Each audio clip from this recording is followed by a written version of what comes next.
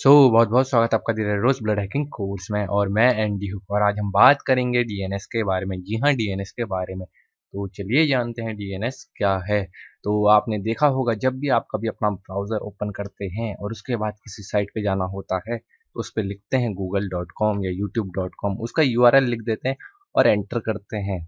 तो ये जो आप छोटा सा लिखते हैं google.com youtube.com, यही है आपका डीएनएस, डोमेन नेम सिस्टम।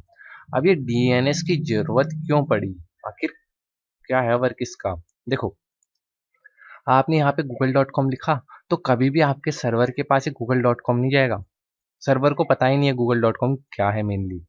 ठीक, मेनली जो होता है वर्क करता है आपका सारा आईपी पे। किस पे? आईपी पे, इंटरनेट प्रोटोकॉल पे। तो ये डोमेन नेम सिस्टम हो गया डीएनएस। अब देखो यहाँ आते हैं। अब देखो ये है मेरा ब्राउज़र, मैंने इसमें सर्च किया है google.com। तो पता है क्या होगा, ये google.com जाएगा रिजॉल्वर के पास। रिजॉल्वर क्या करेगा, इसे चेंज कर देगा आईपी में। इसके बाद जाएगा ये रूट सर्वर पे। रूट सर्वर पे जैसे ही जाएगा, एक चीज बता दूं, पूरे वर्ल्ड में 13 रूट सर्वर हैं। ओके, 13 रूट सर्वर हैं। रूट सर्वर में जाने के बाद ये ना जब आपकी रिजॉल्व होती है ना आईपी, ये उल्टे में होती है, ठीक है। इसके बाद यहाँ पर चेक करेगा कॉम गूगल, गूगल कॉम। अभी देखो कॉम है ना, तो ये चेक करेगा अपने उसमें कॉम का कौन सा है, जेनरिक सर्वर कॉम का कौन सा है, ये वाला है कॉम। ओके, तो फिर ये आपकी रिक्वेस्ट जाएगी कॉम के पास। कॉम पे आई, इसके बाद आती है आपकी ऑथोरिटेटिव सर्वर पे। ठीक, अब यहाँ क्या होता है ना, इस सर्वर पे ना एक ना टेबल होती है जिसमें एक तरफ आपका डोमेन नेम, एक तरफ आईपी होती है। ठीक, डीएनएस और आईपी, जो आपने डीएनएस सर्च किया था उसकी आईपी दे करके आपके पास लोड हो जाएगी। रिजॉल्व सर्वर पे आया ये, और उसके बाद जो आपने लिखा था वही आपको यहाँ शो हो जाएगा आपकी साइट। अब देखो इसमें अब इसकी जरूरत ही क्यों पड़ी, मतलब क्यों हम यूज़ करें इसका। हम आईपी का यूज़ क्यों नहीं कर रहे डायरेक्ट, कि किस जैसे कि गूगल की आईपी हो गई, फेसबुक की आईपी हो गई, उससे हम सर्च क्यों नहीं करते। क्योंकि देखो इन आईपीओ को याद रखना होता है बहुत मुश्किल। और देखो, और ये आईपियाँ ना स्टैटिक नहीं रहती, ये समय समय में चेंज होती रहती है काफी कुछ टाइम बाद है। मान लो आज राम नाम का एक बंदा है, राम नाम के बंदे ने एक साइट बनाई। हम्म, मान लो इसने बनाई कोई भी ई कॉमर्स साइट। ओके, इसकी साइट चल गई, रैंक कर गई। अब इसने बनाई थी किसी एक पर्टिकुलर होस्टिंग पे, कोई भी हो सकती है होस्टिंग। अब ये इसे ना ये होस्टिंग पसंद नहीं आ रही है, या ये होस्टिंग स्लो हो गई है, तो अब ये क्या करेगा ना, यहाँ से किसी दूसरी होस्टिंग पे चले जाएगा। ठीक, तो इससे क्या होगा, इसकी आईपी चेंज हो गई। और अब आपको क्या करना पड़ेगा, जब वो दूसरी होस्टिंग पे गया तो आपको आईपी याद रखना पड़ेगा उसका, है। अब इससे दिक्कत एक राम को क्या आएगी कि अगर यहाँ आईपी बेस्ड होता ना सारा, तो जो उस राम था, रैंकिंग की है राम की पहली वाली आईपी ने जो, वो हो जाती दिक्कत, क्योंकि उसकी रैंकिंग फिर घट जाती है अगर दूसरी आईपी हो गई है, नई आईपी आ गई है तो। बट इसी के लिए क्या यूज करते हैं, डीएनएस। अब क्या होगा, आईपी कितनी भी चेंज हो जाए पीछे, डीएनएस एक ही रहेगा। जो कि अगर google.com है तो गूगल ही रहेगा, और जो भी इसका राम ने बनाया है वही रहेगा मेनली, वो चेंज नहीं होगा। तो इससे क्या होगा, राम की रैंकिंग बनी रहेगी, क्योंकि जितने भी सर्च इंजन है वो राम को राम के डीएनएस से जानते हैं, उसके आईपी से नहीं। ठीक, तो इससे क्या होगा, राम को बेनिफिट होगा। तो इसलिए भी हम डीएनएस का यूज करते हैं।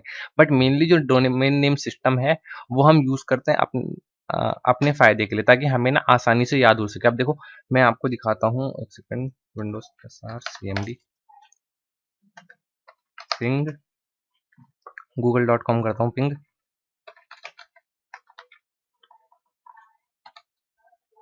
जी,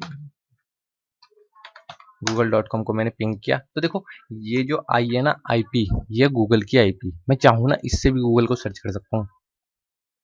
यहाँ आया ना, नया पेज ओपन किया, पेस्ट किया और एंटर करूंगा, गूगल ही खुलेगा। बट बात क्या है यहाँ कि मेरे को अब मैं याद थोड़ा रखूंगा इसे 172.2.227.147। अब ऐसी वो 174, हाँ ऐसी मैं अलग अलग याद रखता रहा फेसबुक किन किन के, तो पागल हो जाऊंगा। इसलिए सबसे आसान तरीका मेरा क्या है कि मैं इनका डीएनएस याद कर लूँ, google.com, facebook.com, बस। तो यही है, ह्यूमन माइंड जो है अल्फ़ाबेट को जल्दी याद करता है, इसलिए हम मेनली इसका यूज करते हैं। अब देखो यहाँ पर ही मैंने जो आपको रूट सर्वर का ये बताया ना कि रूट सर्वर पे जाता है, ये तब जाता है जब आपके आईएसपी में आप पहली बार कोई साइट को सर्च कर रहे हो। मैं एक चीज बताता हूँ आपको, जैसे कि यहाँ कंट्रोल शिफ्ट एन करते हैं पहले, कंट्रोल एन से, हाँ ये है एक साइट। देखो गूगल लिखूंगा ना तो जल्दी से खुल जाएगा गूगल मेरे वेब ब्राउजर में, ठीक। मगर अगर मैं कोई नई साइट विजिट कर रहा हूँ जो कि मेरे एरिया में पहले किसी ने विजिट नहीं की है, तो क्या होगा ना, वो रिक्वेस्ट जाएगी रूट सर्वर पे, ठीक। वो रिक्वेस्ट जाएगी जो मैं पहली बार सर्च कर रहा हूँ और सर्च करके मेरे पास आएगी। अब यहाँ पर क्या होगा, बीच में मेरा आईएसपी भी आता है, ठीक।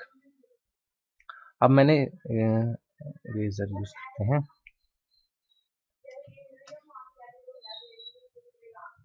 हाँ तो ठीक, ये मेरा बीच में आईएसपी आ गया है। ये है मेरा आई एस पी। अब मैंने यहाँ से ना कुछ सर्च किया साइट, वो साइट में पहली बार सर्च कर रहा हूँ, तो क्या होगा, आईएसपी से होते हुए रूट सर्वर से पूरा सर्च करके लाएगा। तो अब जो साइट आएगी ना, उसे आईएसपी क्या करेगा, अपने कैशे,